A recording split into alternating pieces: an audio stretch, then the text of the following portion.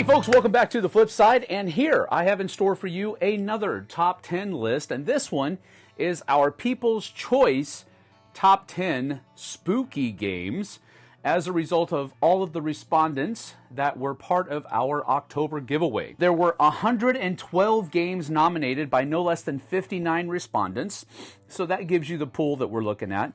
20 of those games scored double-digit points, which is pretty high. And then we had one tie within the top 10, so I had to do a tiebreaker, and we'll talk about that when we get there. Now, the way I do points is when you rank your games, top 5, your first place game gets 5 points, your second place game gets 4 points, third place gets 3, fourth place gets 2, and your fifth place game gets 1 point.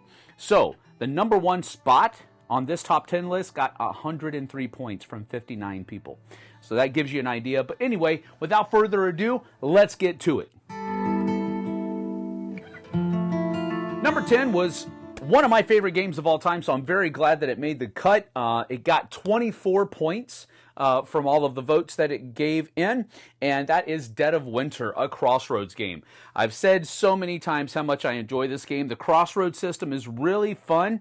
It does carry that possibility that you won't run into too many Crossroad cards over the course of a single game, but over many games, I think you'll start to feel how much of a cohesiveness that Crossroads system gives the game of Dead of Winter. Really fun game in my opinion. Kudos for great picking, you people out there.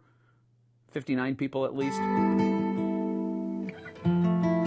Number 9 came in with 25 points over the 59 people responding, and that is Fury of Dracula. Now, this is a one versus all game. One person takes on the role of Dracula, and the other players take on the role of hunters trying to track down Dracula. And there's a lot of hidden movement, there's a lot of deduction, there's a lot of trying to corner using Dracula's trail that he has left to try to figure out what part of the board he's in and try to get him cornered using the different routes. It's a really fun game. Pretty heavy though, but well worth it in my opinion. Great one versus all game. Number 9, Fury of Dracula. All right, now the number 8 and number 7 spots were the only tie within the top 10, and they both had 28 points. We had to go, first of all, with how many people nominated them, and actually, number 8 had more nominations by 8. The other one had 7, but number 8 was a placeholder, so there was more than one game that was being put into this spot, and the other game that only got 7 nominations was basically a standalone game. So it was like mini versus one, so I figured I would give the higher position to the other one. But this one, number 8, is Zombicide. Most of the respondents that came in was Marvel Zombies. And so that's the picture that we're going to put right here. But there were other ones. The Wild West one was in there. Black Plague was also one of the ones that were in there as well. But Zombicide is the main system, and that's what we're talking about. So that is the one here. Had 28 points, 8 nominations, which was one more than number 7. But because this one was a placeholder that had more than one game filtering into it, I figured I would give it the lower spot. But a really great game, one that I've had a lot of fun with, and so good pick. Your number 8, Zombicide. Number 7, we already talked about all of those things here, but this one only has 7 nominations, but out of the 2 that were tied, it also had the most first and second place votes. So that was another justification for me giving Final Girl the number 7 spot instead of the number 8 spot. Still had 28 points, 7 nominations, but it had no less than, out of those 7 nominations, 6 of them were first or second place. It had 1 first place and then 5 second place votes and only 1 third place vote and no 4th or 5th. So this one is in my opinion at least, between Zombicide and Final Girl, the clear winner. This is a great little game. I've only played a couple of times, but this one is one of the games that really put solo games on the map for me. Before I had played this and a couple other solo games, I was like, whatever. But this one is like the cream of the crop, as far as I'm concerned, at least. I know there might be other ones out there, of course, because I'm not a solo player. But Final Girl is a great game. So great pick, people. Number 7, Final Girl. Number 6 came in with 34 points from their votes, and this one is called Cthulhu Death May Die. This is a game that I've really enjoyed in the past. I've only played it a couple of times, but both of those times have been very, very enjoyable. And it is a great little cooperative game where you're all trying to finish the scenario objectives before you are defeated. And it is so much fun. Variable player powers, some dice chucking in there, a lot of baddies that are just kind of difficult to beat because of all of the special things that they can do. Great artwork, great miniatures, great pick. Number 6, Cthulhu Death May Die. Number 5 came in with 38 points with Arkham Horror, the living card game. And I am not a fan of living card games. I can safely say this is not one that I've played. But a lot of people really enjoy this game, so I'll give credit for where credit is due, even though I can't specifically and personally talk about it.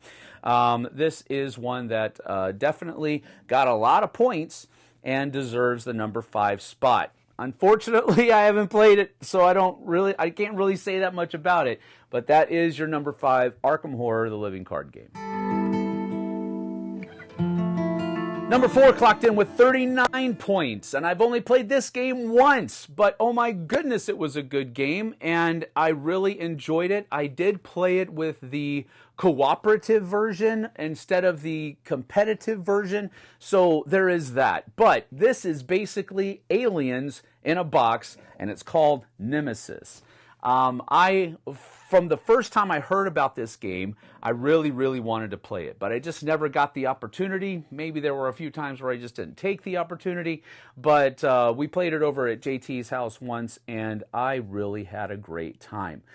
Definitely carries that horror element, sci-fi horror element that the Alien franchise really pushes, but I really enjoyed this game, so I can definitely see how it would score so highly. Number 4, Nemesis.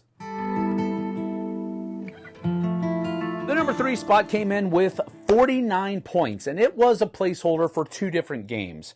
It was for Betrayal at House on the Hill and Betrayal at Baldur's Gate. I kind of threw both of those into the same category, but we're going to give it to Betrayal on House of the Hill because it did have more votes than Betrayal at Baldur's Gate. I think there were 1 or 2 nominations for Baldur's Gate in there, but this is mainly Betrayal at House on the Hill, and for all of its quirks, I guess we can call it, it is a really popular game. And so it doesn't surprise me whatsoever that this one made the list. So good job. Well done. Number 3, Betrayal at House on the Hill. Number 2 came in with no less than 50 points, so only 1 point separated second and third place, and that is Mansions of Madness. I'm going to put up here the second edition because that's the one that's more readily available. It did have some app assistance and that kind of stuff in the second edition, which I really enjoyed. I loved the fact that it took care of all of the accounting for you, and you didn't really have to worry about that. You just could kind of immerse yourself into the theme with that second edition. Granted that many people may have played first edition and transferred over to second, but this is what's readily available, so that's why I'm putting it out there. Mansions of Madness, your number 2 spooky game. And finally, number 1, as I mentioned earlier, it was a placeholder, but it got no less than 103 points in the tabulation. This one is Horrified. Now, the lion's share of the votes came for the original version. But American Monsters was mentioned, and Greek Monsters was also mentioned.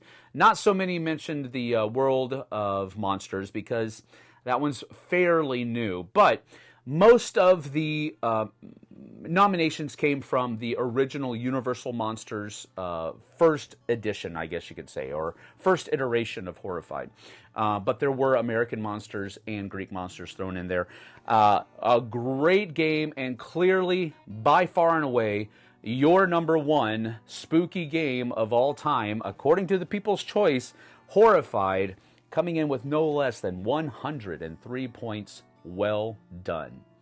All right, well, that's it. The People's Choice Top 10 Spooky Games. Thanks for joining me here. We appreciate your time and effort in showing up. We hope that you enjoyed yourselves, and we'll see you guys and gals on the flip side. Take care.